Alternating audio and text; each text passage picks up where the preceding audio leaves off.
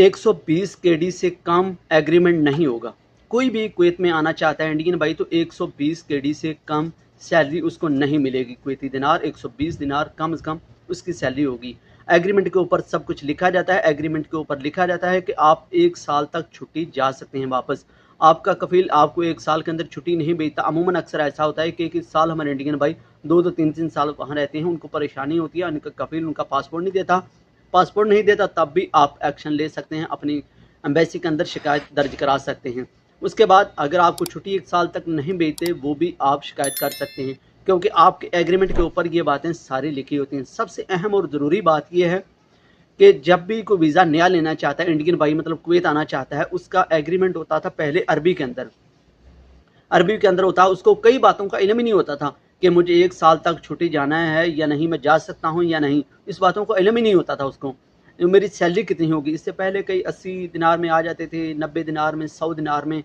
अब लास्ट जो है 120 दिनार उसको मिलेंगी सैलरी। अगर इससे कम अगर कोई चाहता है ना, कोई आपका कफ़ील मतलब देना चाहता है आपको सैलरी कम, 120 दिनार से कम वाला एग्रीमेंट होगा ही नहीं पास। अब ऑनलाइन सिस्टम है, 120 दिनार से कम आपको जो सैलरी देगा वो भाईजान उसका कॉन्ट्रैक्ट नहीं होगा, उसका एग्रीमेंट ही नहीं होगा जब तक वो 120 दिनार नहीं कहेगा ठीक है जी ओके।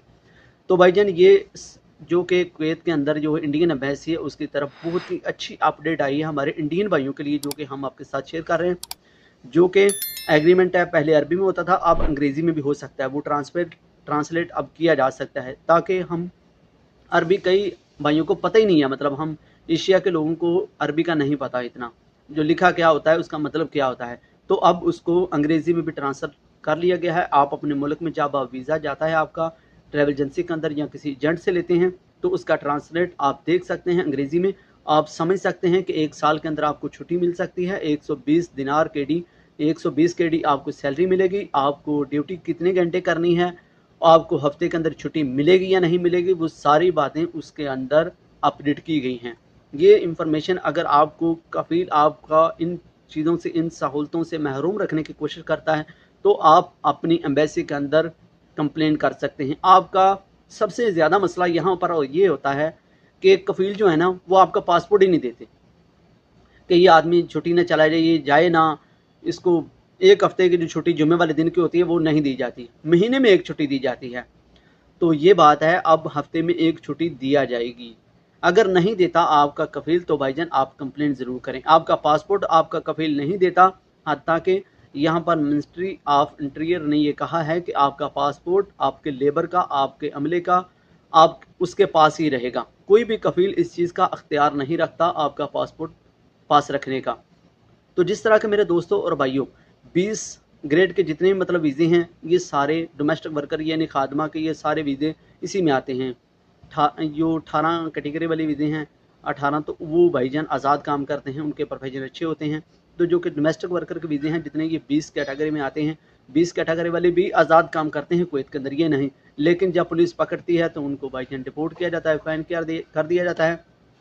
तो ये थे दोस्तों बहुत ही अच्छी अपडेट थी जो कि हमारे इंडियन भाइयों की एम्बेसी ने ये बहुत ही अच्छा इकदाम लिया है। जिसकी भाईजान मईशत अच्छी हो वो भाई एम्बेसी भी उसकी ताकतवर होती है, उसका मुल्क ताकतवर है तो उसकी एम्बेसी भी ताकत से बात कर सकती है, क्योंकि आपको पता है कोई दूसरा मुल्क उसके बराबर इस वक्त नहीं है। इंडिया की मईशत इस वक्त बेस्ट है, ना ही उस वक्त पाकिस्तान उसके बराबर आता है, ना ही उसके बराबर बांग्लादेश आ सकता है, श्रीलंका, नेपाल, ये मुल्क इंडिया के बराबर इस वक्त नहीं। इसलिए उसने ये फैसला कर लिया है कि हम जो भी बात कहेंगे हमारी वो बात मानी जाएगी। किसी भी मुल्क के अंदर वो बात कहेंगे उनकी मानी ही जाएगी, क्योंकि जो भी किसी भी अरब मुल्क के अंदर, यूरोप के अंदर, अमेरिका, कनाडा, किसी के अंदर, इन मुल्कों के अंदर किसी भी चीज़ ज़रूरत होती है ना, तो जिन एशिया की भी वो इंडिया से ही जाती हैं।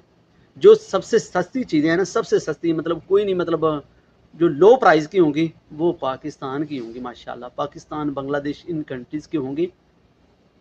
अगर कंस्ट्रक्शन की बात की जाए, कंस्ट्रक्शन के सामान की, तो वो भी बहुत सारा सामान इंडिया से ही आता है। यानी पूरी दुनिया के अंदर ज़्यादातर सामान इंडिया का ही चलता है। तो दोस्तों इसलिए इंडिया अपनी बात मनवाना चाहता है और मनवा भी लेगा और मनवाता भी रहेगा। ऐसी तरह चलता रहा तो उनका एम्बेसी, सफारत खाना, ये बहुत ही अच्छा इक़दाम कर रहे हैं अपनी लेबर के लिए, जो कि उनके फ़ायदे के लिए है। मिलेंगे इंशाल्लाह एक नई इन्फॉर्मेशन के साथ, नए व्लॉग के साथ। तब तक दीजिए मोहम्मद को इजाज़त। अल्लाह हाफ़िज़।